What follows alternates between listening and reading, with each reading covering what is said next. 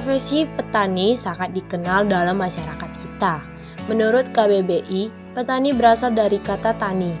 Tani artinya mata pencarian dalam bentuk bercocok tanam atau mata pencarian dalam bentuk mengusahakan tanah dengan tanam menanam. Ada beberapa sebutan petani yang dapat dikemukakan. Di antaranya, petani berdasi yaitu pemilik sawah atau kebun yang tidak pernah mengerjakan sendiri tanahnya.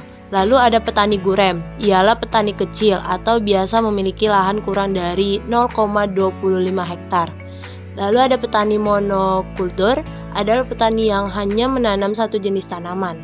Lalu ada petani menggarap, artinya petani yang menggarap tanah dengan orang lain dengan sistem bagi hasil. Ada beberapa ragam pertanian, di antaranya yang pertama ada pertanian ekstraktif, yaitu pertanian yang pengusahanya dengan mengambil hasil dari alam dan tanah tanpa usaha menyuburkan kembali tanah dan sehingga untuk keperluan pengambilan di kemudian hari. Lalu yang kedua ada pertanian generatif, yakni pertanian yang memerlukan usaha pembibitan, pengolahan, pemeliharaan pada tanaman dan juga hewan. Lalu yang ketiga ada pertanian huma atau pertanian ladang yang corak usaha taninya primitif dengan menebang pohon-pohon untuk dibakar sehingga tanah dapat ditanami. Lalu yang keempat ada pertanian kering yang dimana pertanian tersebut tanpa irigasi di daerah yang curah hujannya terbatas. Lalu yang kelima ada pertanian komersial atau pertanian yang bertujuan untuk memenuhi kebutuhan perdagangan. Lalu yang keenam ada pertanian yang diusahakan secara menetap atau pertanian menetap dengan menggarap bidang tanah yang sama dengan tahun ke tahun.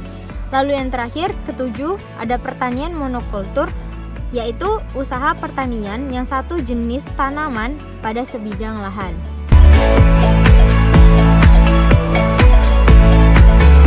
Nelayan adalah istilah bagi orang-orang yang sehari-harinya bekerja menangkap ikan atau biodata lainnya yang hidup di dasar, kolam maupun permukaan perairan. Masyarakat nelayan adalah kelompok masyarakat pesisir yang mana pencarian utamanya adalah menangkap ikan di laut.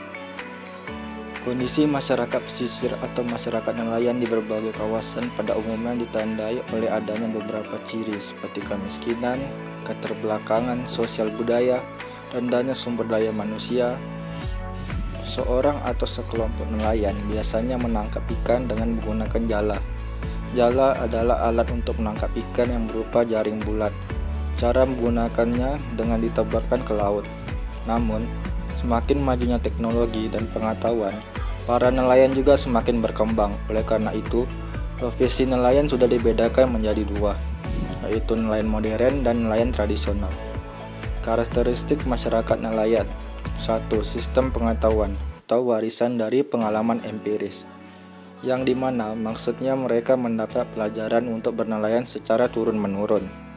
2. Sistem kepercayaan atau laut memiliki kekuatan magis, yang artinya segala sesuatu yang terjadi di dunia ini dikendalikan oleh supranatural yang dimiliki oleh para dewa atau roh.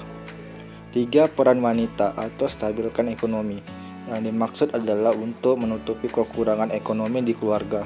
Mereka biasanya wanita atau istri nelayan mengikuti stabilitas sosial komunitas nelayan. Cara pengajian, arisan atau simpan pinjam meminjam sehingga keuangan mereka stabil. Masyarakat adat merupakan kesatuan masyarakat yang tetap dan teratur di mana para anggotanya bukan saja terikat pada tempat kediaman suatu daerah tertentu, baik dalam kaitan duniawi sebagai tempat kehidupan maupun dalam kaitan rohani sebagai tempat pemujaan terhadap roh-roh leluhur atau teritorial, tetapi juga terikat pada hubungan keturunan dalam ikatan pertalian darah dan atau kekerabatan yang sama dari satu leluhur, baik secara tidak langsung karena pertalian perkawinan atau pertalian adat atau genealogis. Setiap masyarakat adat mempunyai hukum adat yang digunakan untuk mengatur semua persoalan yang terjadi dalam lingkungan adat tersebut. Bangsa Indonesia terdiri dari suku, budaya, dan masyarakat adat yang beraneka ragam. Adapun yang menjadi ciri-ciri dari masyarakat adat yaitu 1. Berbentuk komunitas kecil, tertutup, dan homogen. 2. Peranata sosial bertumbuh pada lembaga kekerabatan. 3. Pada umumnya terpencil secara geografis dan relatif sulit dijangkau. 4. Pada umumnya masih hidup dengan sistem ekonomi subsisten. 5. Peralatan dan teknologi sederhana.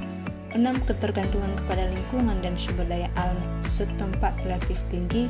Dan terakhir 7. Terbatasnya akses pelayanan sosial, ekonomi, dan politik.